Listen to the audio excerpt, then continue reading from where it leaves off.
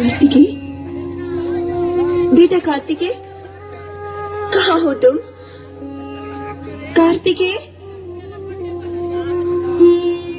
कार्तिकेय।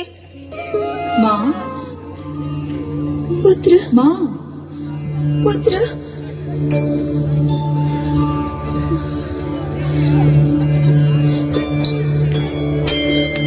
माँ, तुम्हारी आंखों में आंसू क्यों?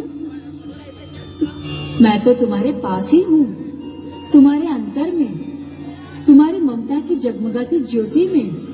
मुझे प्रकट करो माँ, माँ मुझे प्रकट करो, मुझे प्रकट करो माँ। क्या सोच रही हो पार्वती? किसी ऐसे पुत्र का निर्माण करो जो केवल तुम्हारी ही आज्ञा का पालन करे।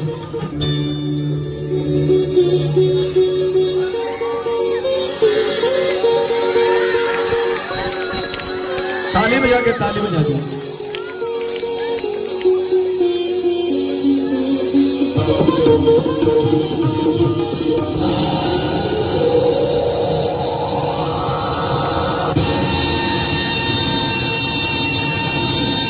बेटा, माँ, बेटा, मेरे लाल, माँ, मेरे आंखों का तारा, इतना सुंदर है तू।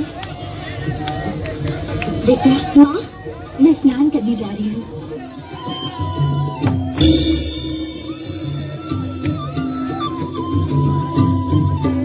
ये लो पुत्र, तुम यही द्वार पर प्रहरी बनकर खड़े रहना, किसी को अंदर ना आने देना। जैसी आपकी आज्ञा माता।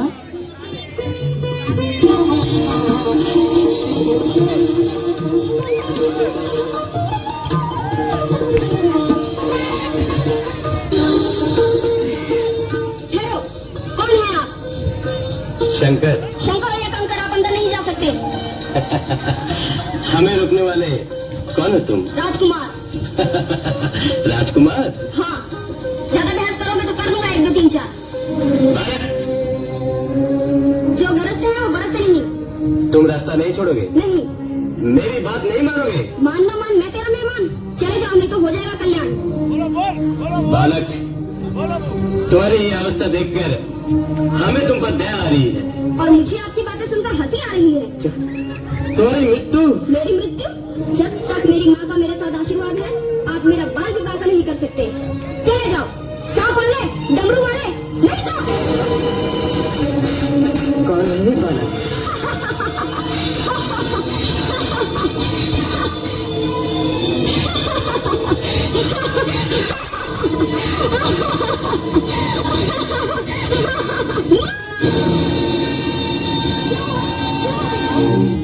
गणेश, गणेश, मेरे पुत्र, तेरा शरीर छेद करने का साहस किसने किया? किसने मेरे लाल की ये दशा की? मेरे पुत्र पर ये प्राण घातक प्रहार करने वाला मेरे क्रोध से बच नहीं पाएगा। गणेश, इस सुदंड बालक को हमने दंड दिया है बालक।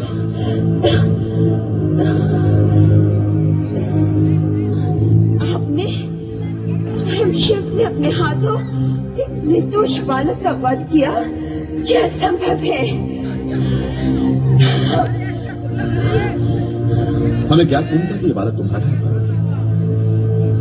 जब ये अनुशासन तथा शिष्टता की सारी सीमाएं लांघकर हमारा अपमान करने लगा, तो हमारे सामने इसके अतिरिक्त कोई उपाय नहीं था। मेरा पुत्र मेरे प्राणों से भी अधिक प्रिय था। यदि इसे पुनः जीवित न किया गया तो मेरा क्रोध प्रलय मचा देगा। मैं प्रलय मचा दूंगी। क्षमा करो देवी, उमा भवानी, क्षमा करो।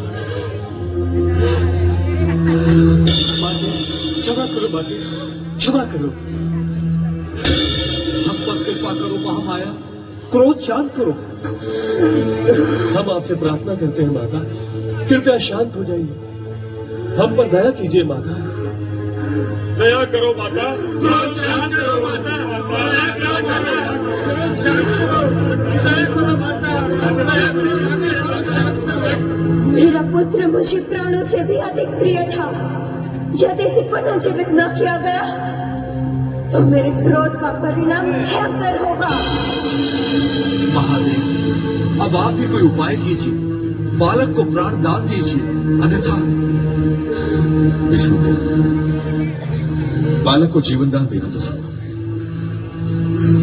परंतु कटा हुआ शीश प्राप्त करना असंभव है। शीश गोलोक पहुंच चुका है। इस विकट समस्या का समाधान आप ही कर सकते हैं महादेव। जगत कल्याण के लिए बालक को प्राणदान देना ही होगा।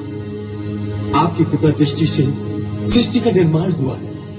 आप चराचर के स्वामी हैं। आपके लिए कुछ भी असंभव नहीं है भोलेनाथ। जो कुछ भी होता है वो विधाता की रचना के अनुसार ही होता है। बालक का शीश प्राप्त करना तो असंभव है, जीवन दान अवश्य किया जा सकता है। इस कार्य के लिए आपको मेरी सहायता करनी होगी श्री। आप आज्ञा दीजिए महेश्वर। जगत कल्याण हेतु मैं हर सेवा के लिए उपस्थित हूं। आप उत्तर दिशा जाइए। जो भी प्रथम प्राणी आपको उत्तराभिमुख मिले उसका मस्तक ले आइए। जो आज्ञा महेश्वर। महादेवी का क्रोध शांत हो। महादेव की कृपा से आपके पुत्र को जीवन अवश्य प्राप्त हो। माता पार्वती, आप शक्ति रूपिणी हैं तो जगत जननी भी है। अब भगवान शिव पार्वती नंदन को पुनः जीवित करने का वचन दे चुके हैं। महादेवी, आपके अतिरिक्त कोई नहीं जानता था कि यह आपका पुत्र था। पुत्र किसी का भी हो, वह किसी माता का ही होता है। संसार की कोई माता अपनी आंखों के सामने अपने पुत्र की हत्या नहीं देख सकती। जगत कल्याणी माता, हम सब आपसे करबद्ध प्रार्थना करते हैं, हम पर कृपा कीजिए, अपना क्रोध शांत कीजिए। जय शिव शंकर, जय महादेवी पार्वती। भोलेनाथ, आपके आदेशानुसार पारिजात धारक रावण का शीश लेकर उपस्थित हुआ।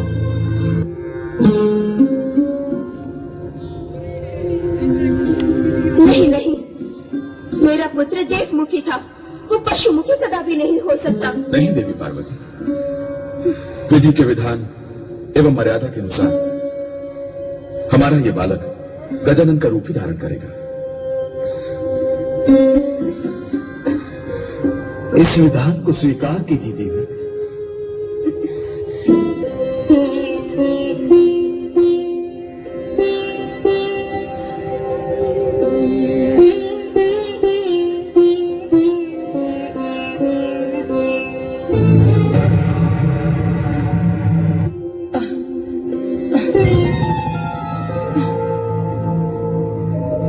माता, माता, नहीं नहीं, मेरा बालक ऐसा कुरूप नहीं हो सकता।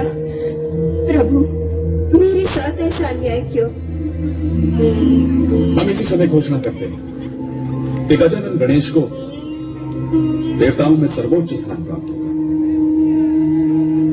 किसी भी देवी या देवता की पूजा से पूर्व गणेश को अग्र पूजा का अधिकार प्राप्त होगा।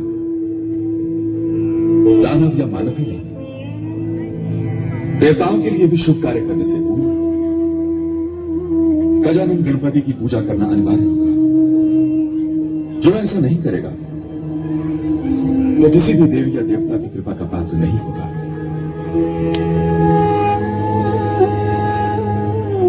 शिव पार्वती नंदन गजानन गणेश की जय।